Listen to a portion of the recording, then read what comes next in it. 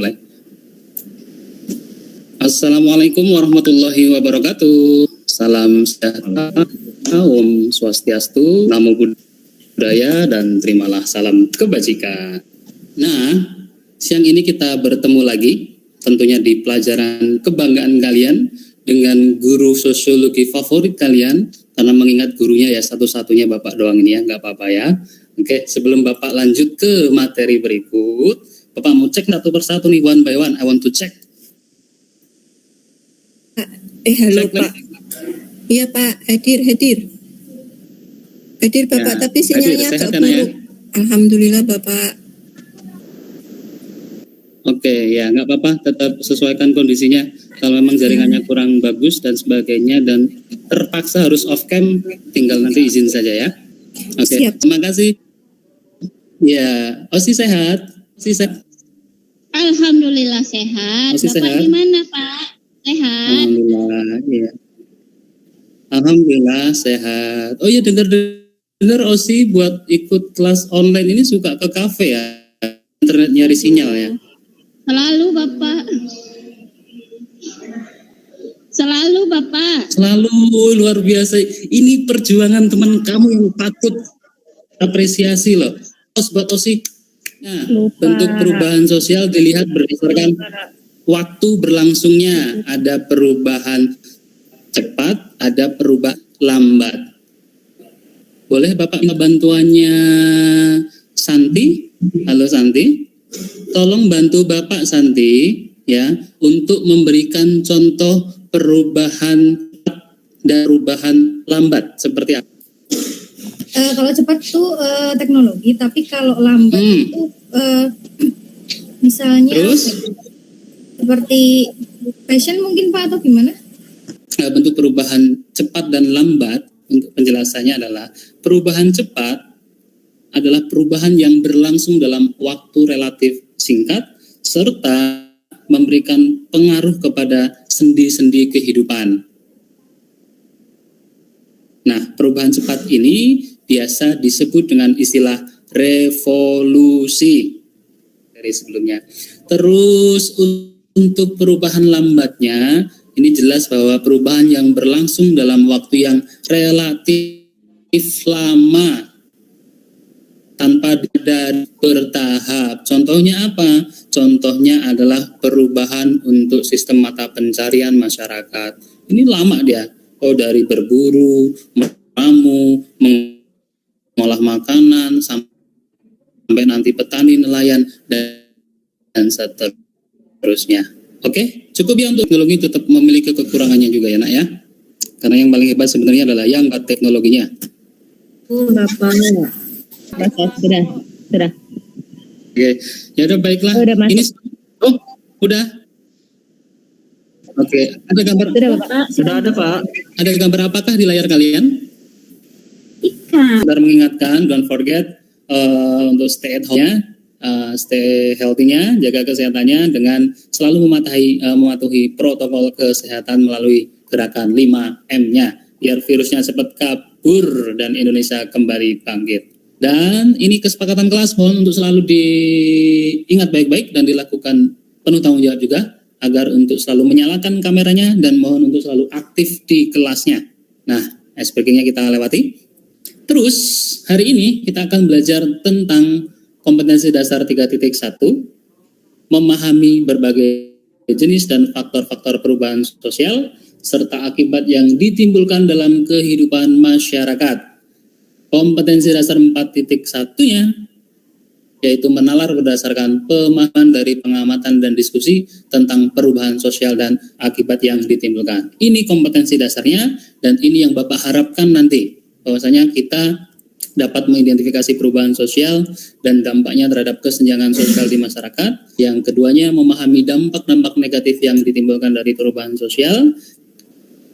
Yang ketiganya menganalisis upaya pemecahan dampak-dampak negatif perubahan sosial. Dan ini aspek keterampilannya, semoga kita semua kalian terutama dapat menalar upaya-upaya pemecahan dampak negatif perubahan sosial. Saya harapkan semoga nanti kalian dapat mengomunikasikan hasil diskusi upaya pemecahan dampak negatif perubahan sosial. Nah, kegiatan yang Bapak akan ambil hari ini, nanti kita akan mengadakan yang namanya debat pro kontra sesuai dengan apa yang sudah Bapak instruksikan di pertemuan sebelumnya terkait pembentukan tim pro dan tim kontranya. Tapi sebelum ke sana kita bahas materinya dulu. Nah, ini tentang perubahan sosial dan dampaknya terhadap kesenjangan sosial di masyarakat. Dengan KD tadi, tujuan pembelajaran tadi, maka fokus pertemuan kita hanya di subtopik ini. Yang ada di layar kamu, kira-kira adakah yang bisa bantu Bapak untuk menjelaskan hubungan gambar ini dengan materi kita saat ini, yaitu dampak negatif perubahan sosial? Halo Sri? Iya Pak, ini Sri Pak. Bantu Bapak untuk Sri bantu Bapak, tolong jelaskan apa keterkaitan gambar yang ada di layar kamu ini dengan materi kita hari ini, yaitu dampak negatif perubahan sosial. Ya Pak, kalau yang saya lihat itu di gambar itu ada polisi yang mengungkap prostitusi online yang melibatkan pelajar SMA. Ini kan dampak negatif dari teknologi, berarti dari internet. Siswa-siswa menggunakan internet untuk prostitusi, itu kan negatif. Pak, dampak negatif dari perubahan sosial di sini itu Polda DIY ungkap prostitusi online yang melibatkan pelajar SMA. Jadi anak-anak pelajar SMA ini sudah terpengaruh oleh media, Pak. Kalian luar biasa, tepat sekali bahwa ternyata kemajuan teknologi melahirkan sebuah perubahan sosial. Perubahan sosial itu menimbulkan sebuah dampak negatif. Itu alur ceritanya, alur berpikirnya seperti apa? Beginilah, bahwasanya yang namanya perubahan sosial ini nanti akan menyebabkan unsur-unsur yang ada di masyarakat harus mengalami penyesuaian.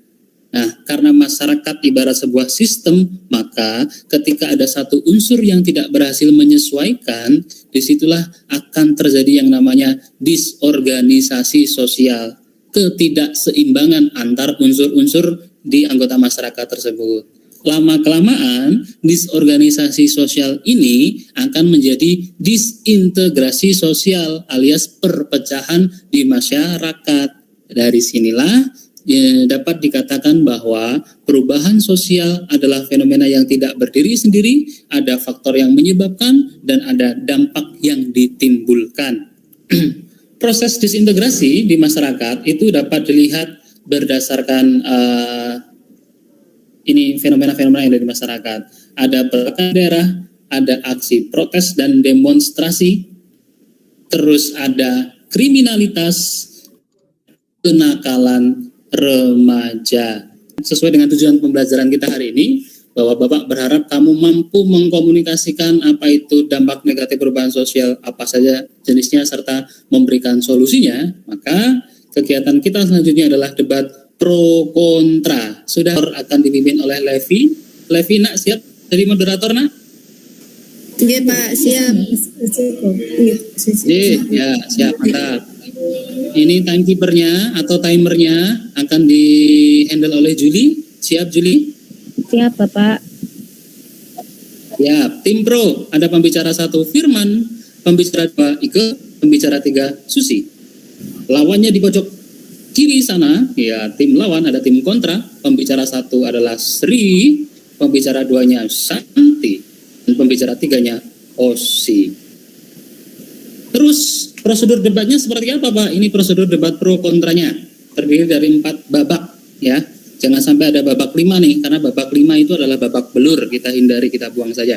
Babak 1 itu adalah pencarian ide atau gagasan.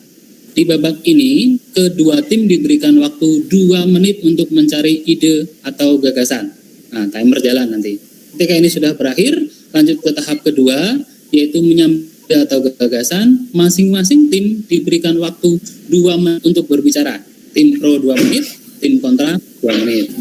Selesai, masuk ke babak 3 yaitu adu argumen. Kedua tim diberikan waktu 6 menit untuk saling merespon argumen. Setiap peserta hanya diberikan waktu 1 menit untuk menyampaikan argumen. Ini prosedurnya gini aja nanti. Misalkan moderator mempersilahkan tim pro pembicara 1 untuk berbicara. Nah, pembicara 1 tim pro berbicara 1 menit, dikomentari pembicara 1 tim kontra 1 menit, nanti balik lagi ke tim pro pembicara 2 1 menit, dikomentari oleh pembicara 2 tim kontra 1 menit, dan seterusnya. Paham? Sampai di sini moderator untuk alurnya? Yang babak ketiga khususnya? Babak terakhir adalah closing statement. Setiap tim diberikan waktu 1 menit untuk membuat kalimat atau kesimpulan yang akan disampaikan oleh pembicara. Kita hari ini akan membahas isu ini ya. Pemerintah wajib menghapus akun TikTok karena memberikan pengaruh negatif bagi masyarakat, khususnya anak-anak. Bagi tim pro, kamu setuju dengan wacana ini? Dukung habis-habisan, alasan kalian apa? Semuanya harus berbicara. Dan bagi yang kontra, kamu harus menentang wacana ini, jangan sampai TikTok dihapuskan.